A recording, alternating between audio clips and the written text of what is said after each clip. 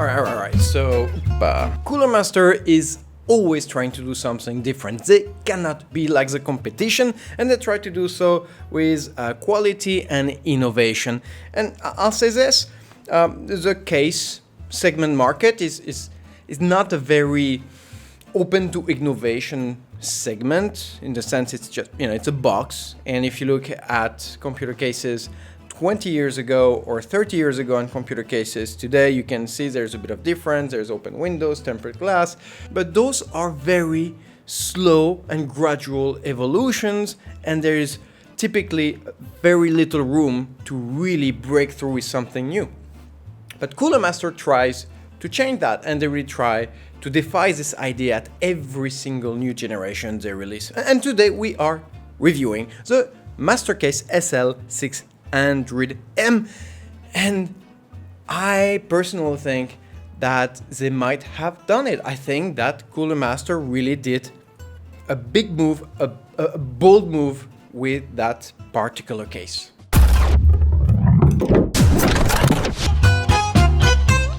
So the SL600M is a mid-tower which measures 544mm long, 242mm wide, 573mm high, and weight 13.4 kg. We're gonna start with the left side panel, and it does carry a thick and biseauted 40% darkened tempered glass. Now, usually in tempered glass cases, once you remove the holding screws, if you are not prepared to catch them or to carry them, as I said in previous reviews, they tend to fall heavily on the floor and to shatter in a million pieces. But not here. It has a rather clever base mount, which we had seen in my previous CoolerMaster review of the MC600P, which you should take a quick look at. It allows our tempered glass to pivot on the case frame, assuring a support up to about 30 degrees angle, so no more falling, and it's pretty sturdy.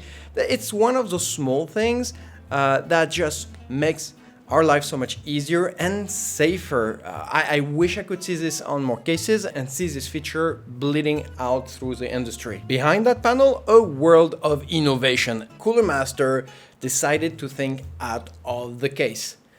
Seen what I did there? Out of the box, out of the case. They placed two massive 200mm wide fans under the chassis floor.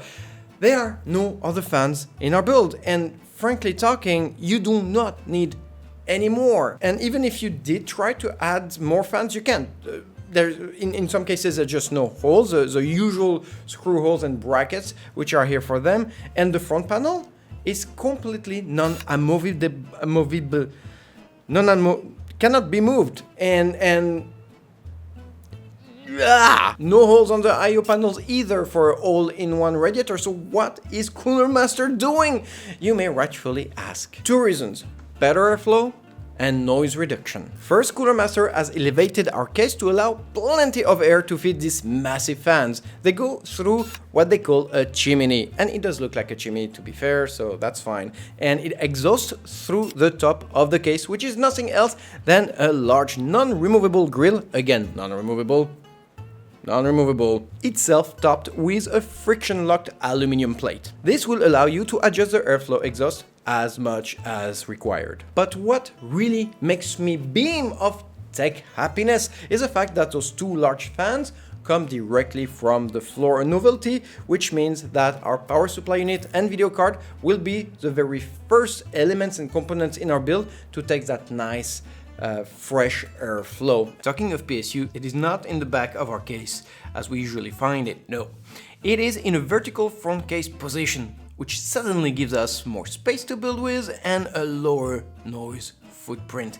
I cannot stress how impressed and surprised I am about this, and not only does it change the whole aesthetic of our build, but it rethinks the whole thermal placement of our components. So for me, for a builder like me, that is a big improvement in its own right. And in addition, you're talking about less filters, less unmovable parts, so a more overall robust build and a better looking one. You can do much more in terms of design. But as I said earlier, there is also the noise reduction sides of things, and the fact that we have two large fans means more airflow moved around with a lower RPM. Lower RPM, less vibration, less noise. That's one. Secondly, the fact that we do not have any front panel fans and no openings to let any sound going outside simply means less fans, less noise as well. So in essence, CoolerMaster is trying to do something who's been somewhat of a holy grail in the case industry, trying to get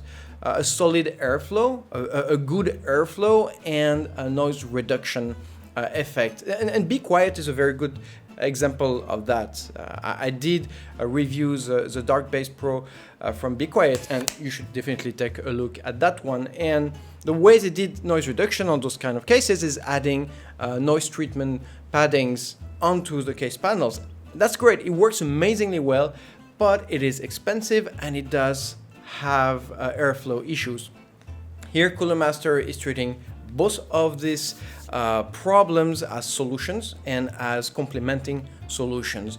So again, great innovation, a surprising move forward coming from CoolerMaster. Now back to the essentials. The SL600M can support mini ATX, micro ATX, ATX, and some of the smaller E-ATX motherboards out there. Basically, whatever you can throw at it. I would like to note a small change, which I particularly like. The cable opening for the front panel connectors is rather wide and long, and that's something which will simplify your life all over and which I would love to see more often. Storage-wise, well, the power supply unit takes so much space, CoolerMaster had to come up with a solution. And here I give you the versatile storage bracket, which can accommodate any kind of hard disks or even water pump and reservoir. In addition, we also have two 2.5-inch SSDs on the back of our case, which we will see later. Our back I/O comes as simple as it gets, with 8 horizontal openings allowing us up to 3 GPU support as well as other usual exports. We do have in addition 2 vertical I/O openings in the case you'd want to go for a vertical GPU mount. Below it we have our power supply unit remote plate and a rather large foldable filter for our massive dual 200mm fans. And finally, as I stated previously, no holes in what usually is an exhaust fan place. That will also reduce the noise and preserve the chimney effect that CoolerMaster tries to achieve with the SL600M design. Our backplate is made of a black galvanized metal which securely and precisely hold on to the case. Now behind it, nothing groundbreaking. We have our 4-fan hub, our cable velcros for a good cable management.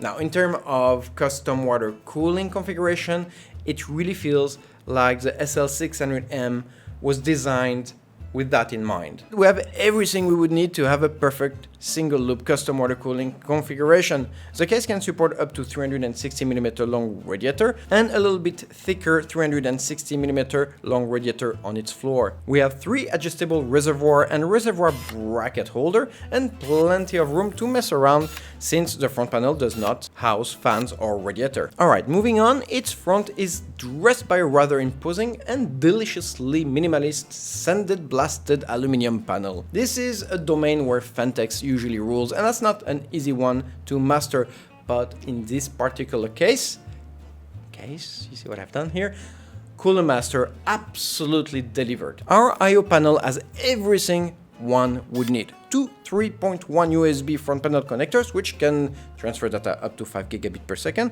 2 second generation USB connectors with data transfer up to 480 megabit per second, a 3.1 second generation Type-C 10 gigabit front panel connector, our audio jacks, and a fan RPM adjustment control. And finally, our rather good looking boot button is right here on top of it all. In conclusion, the SL600M will run you anywhere around $200 before taxes. And let me start by saying CoolerMaster, with this particular case, I think, tried to rethink the whole idea of what a computer case should do and how it should do it.